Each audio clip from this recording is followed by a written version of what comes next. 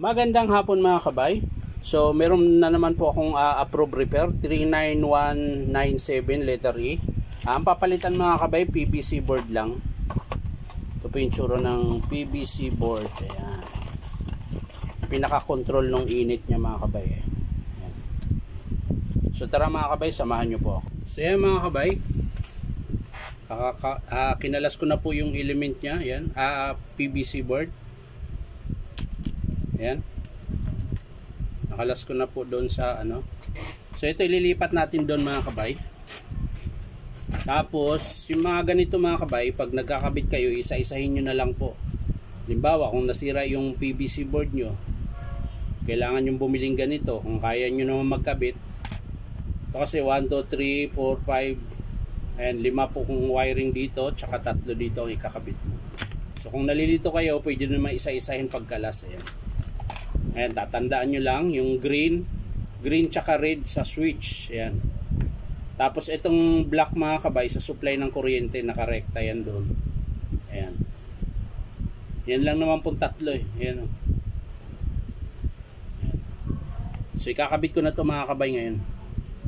So inuna ko muna yung element mga kabay. Ayan. Inuna ko po yung element pagkabit. Ihuli ko na lang yung sa PVC board. Ay, nagalaw.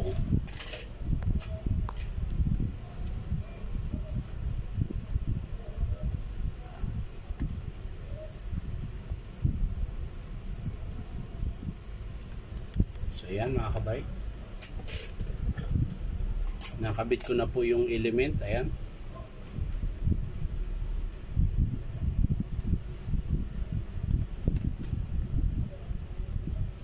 Sunod ay yung ito muna mga kabay, yung motor. So mga kabay, kakabit ko na po yung motor. Yun, umiikot pa.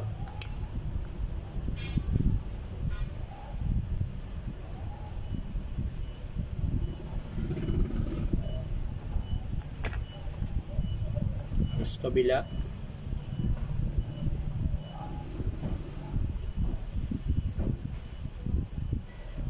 So yun na mga kabay, nakabit ko na.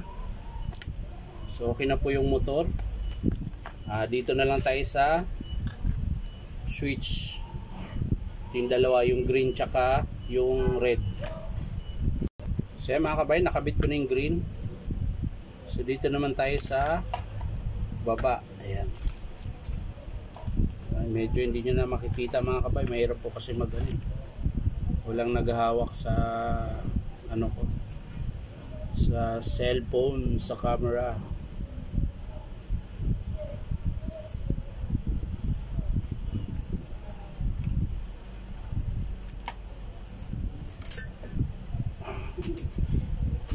So okay na mga kabay, kompleto na.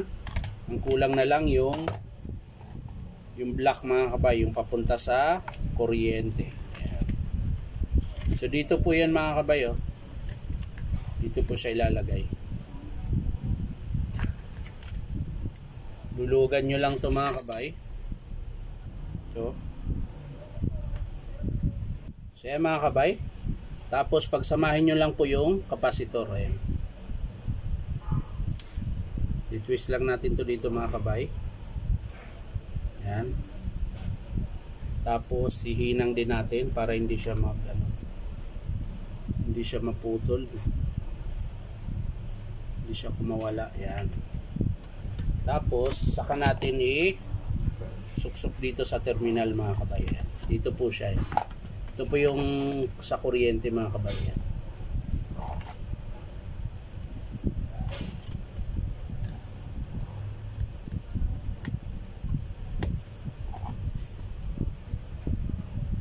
So yan na, okay na mga kabay.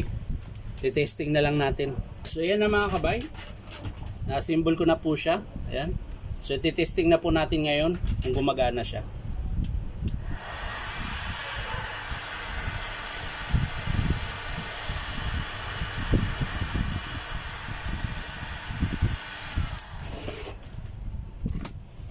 So yan na mga kabay. Ito po yung pinagpalitan natin mga kabay. Bali, ito po yung sira niyan mga kabay. Kung naalala nyo po